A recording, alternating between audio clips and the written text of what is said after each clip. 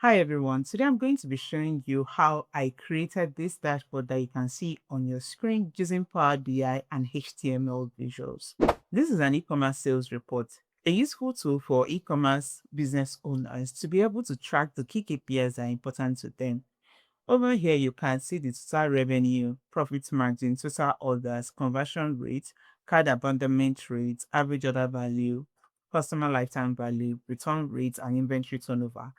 And each one shows the month-on-month growth as the case may be, with the different color codes guiding the visual to be able to know when there is an increase or a decrease. Down here, you have the month-on-month revenue growth. You can put this on focus mode as well. When you hover on any particular point, you can see the particular change, if it's a positive or negative change, as the colors stipulate. Go back. And over here, I also have the revenue by product, where you have the fashion category bringing in the most revenue in this case. This particular dashboard is interactive. When I click on select a category, for instance, electronics, the whole KPI aspect as well as the monthly code changes in order to be able to show for that particular category selected. If you're new to this channel, click on the subscribe button and turn on the notification icon to get notified when I post new videos. The data set that I'm going to be using as well as the link to this file is going to be in the description below if you want to follow along. Let's get started. So this video is basically going to be more on the front end side of things. I'm not going to bore you with the data cleaning and all of that because most people are just interested in how I was able to create this. So in order to be able to create this visual like this, the first thing that you need is HTML content light. Uh, we have light and we have just content. So I use content light. In order to be able to get this, is a custom visual. You need to go over to the get more visual side of things. It opens up this page, then search for HTML. You can see the content light, which is the verified one. That is why I used it. So I advise you to always use the verified ones. So you can just click on it and import it into Power BI. It shows here when you do. That is the first thing that you're going to do. Then over here, I have my data set as well as some measures I've created. I have base measures I've created, average order value, cart abandonment, customer lifetime amount, all of that. You can check through my other videos in order to be able to know how I created some of these measures. Then I'm going to focus on the HTML measures that I've created. So there are two things required. The visual, the HTML visual, and the measure, that is the HTML code that is going to power the visual. So the first one is the KPI with normal icon. That is what I labeled it as. So this particular code powers this particular aspect of things. That's the KPI cards. So let's look at what the code looks like. So the first section, I have the measures that I've created. I reference them here with variables. You can see. Then scroll down. The next thing is to create their previous month values. This part, you can also create that as your measures if you have them. Then reference them here too as variables. But instead of just doing that, I decided to do that within this particular code. Next is the month on month change. I have that here too referenced. Then scroll down. This is the part of the condition. This part powers when there is an increase or a decrease. Should I have a wedge up or wedge down, then concatenated with versus previous months? That is what it does for all the KPIs. So this part now brings everything together and it has the emoji icon. This is the emoji icon over there. The label, that's the name of the KPI, total revenue in this case over here. Then also you now have the subtitle, which is a description of what that KPI is about. Then you now have the pill that shows the month on month change, which is this part over here. So this is the pill shape, and then we continue with the expansion. Then you now have the large formatted value. So this part now brings everything together with the change. So where you have a change, you have the hex code of the color, if it is green or red as the case may be. So you have for card 1, card 2, card 3. So depending on the number of cards that you want to show, in my case, I have 9 cards. You can adjust this to the number of cards that you want to show. If it is 6, you stop at 6 cards. So that is the way you use this code. Then down here now controls the style of the whole thing, as well as adjustability, auto adjustability. So that is what this part controls. So a little disclaimer here, I don't know how to write HTML codes. That is the beauty of AI. I only imagined what I want to create and started prompting Claude AI to do that. I don't have a particular prompt because this is a product of several iterations of the prompt. So I don't have like the whole prompt. This is something that you can do. You can imagine what you want to create and prompt Claude or ChatGPT, whichever LLM that you're using, to be able to create amazing things. So the next one is the revenue by category bar charts. So this measure controls this particular visual. So let's look at what it looks like. So over here, you have those revenue table. I had to create a variable revenue table, which is kind of summarized using the product category and the total revenue measure.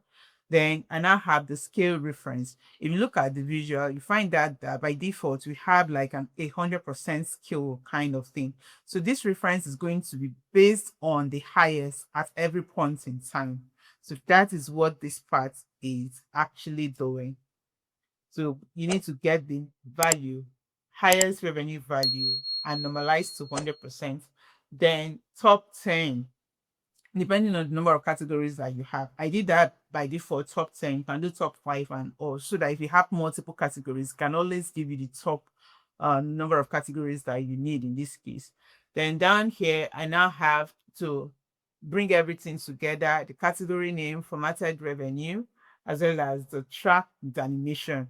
So when I change to another month, for instance, it gives you the animation part of things and it changes for that particular month. So this is what powers that as well. This section is what powers that. So this part powers the barrows as well as the animation delay that you see in that particular visual. You can go through this or you can give your LLM to explain further for you if some of the things in this particular code actually seem confusing to you. But I try to make it as explanatory as possible. Like I said, the link to this file is in the description if you want to go through it. Then the next one is the revenue growth chart, which is this particular one. I have it here. You have the base data. This is similar to the way I created that of the bar chart. You have the add column to add the revenue growth, which is what that particular area chart is showing as well. So scroll down, you have the max and min value to show the highest and the lowest. Then the chart dimension, this part you can now alter it if you want to show the chart dimension that you need for your own visual. Then this handles the point coordinate, the X and Y as this side of things. And this part smoothens the curve. So this part gives you that curve, smoothened curve that you can see, and not sharp linear curve kind of thing. Then scroll down, the field area part. So this part fills the area. You can play with the numbers in order to adjust it to what you need. Then you have the grid line and y-axis label. Then you have the x-axis month label as well. So these reference my months in my date table as well as my month number. So you can see that it's dynamic. You can just pull your own as well. Then scroll down and this brings everything together with the two tips and dots. So this part handles when I hover on any particular point. Let me put this on focus mode. You can see that the dot actually comes out, that interaction, as well as the two tip shows. So that is what that part handles. So now let us recreate this on a fresh page so that you can see how to use these three measures to create this. So I'm just going to copy this title as well as my slicers. These are default slicers that we use. You can see the slicer that I'm using here, just the default one, as well as this one too is the default slicer as well. But the type, so I use the text box. I use this text box as my title. So let me just copy this part to a fresh page. So I have my title and the slicers. For the first visual, which is my KPI cards, I'm going to click on build, select my HTML content light visual, select that, then add the KPI cards to it, expand this. So for the KPI measure, add the KPI measure to it. So I'll just select this to the value. So we have this. I'm going to format it to give it the height that I need. Height to be 420. Then the width, I want the width to be 1252. Then the horizontal position, I want that to be 12. And the vertical position, I want that to be 99. So we have this. You can see that just one measure on a visual has given us these 9 KPI cards. That's the beauty of HTML codes in Power BI. Then the next one is the area chart over here. So I'm also going to use my build to get my HTML visual. Click on HTML content light. So for the area chart, I'm going to be using this particular measure that I've explained earlier. And we have that here. I'm going to format it.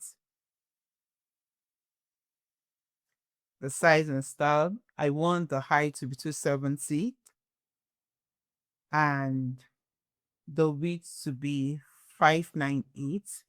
You can adjust it by just dragging and all, but I just want it to be perfect, kind of. The horizontal position, I want it to be 12, which is fine. I want the vertical position to be 520. Right now, you can only see one dot. This is because the month slicer is affecting this. So I want it to always show all the months. I'll click on the slicer, click on format, edit interaction, turn off edit interaction. So edit interaction also works with this as well. You can see that. Then close that too. Then finally, we have that of the bar chart. So I'm going to close this, click on build, click on my HTML content light visual. We have it placed here. Then I'm going to add that of the bar chart, that is the product by category, to the value section of things. And now we have the bar chart. So when I select any electronics, for instance, you can see that this is also filtering for this particular one, only showing electronics. But I want my user, whenever the person clicks on this, I want it to always show all the 3 products. I don't want this slicer to affect this. I will do the same thing I did with the area chart. Click on it, click on format, as well as edit interaction to turn that on. Format, edit interaction. So I'll now click on none so that it will always show everything. So in this case now, the month affects everything apart from the month's growth visual, while the category affects everything apart from the category visual, which makes sense. So this is the way that you set this up. And I would like to know what you think about this visual. Are you going to try this out? You have different LLMs now to help you. You don't necessarily need to know how to code and all. And like I said, the link to this particular file, as well as the data set that I used, is in the description if you want to test this out. Don't forget to like, subscribe, and share so as to encourage me to create more videos. Bye for now.